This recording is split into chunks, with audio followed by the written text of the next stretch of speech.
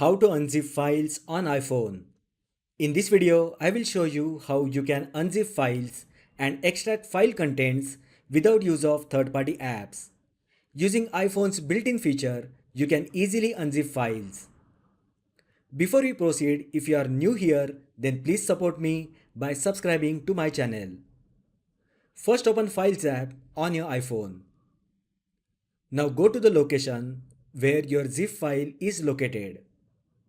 So this is the zip file that I want to extract. Just tap on the zip file and file will unzip. As you can see, this has created a new folder. If I open the folder, here are the files from the zip that we just extracted. So that is how you can unzip files on iPhone without third-party apps. If you find the video helpful, then like the video, share with your friends and subscribe to my channel.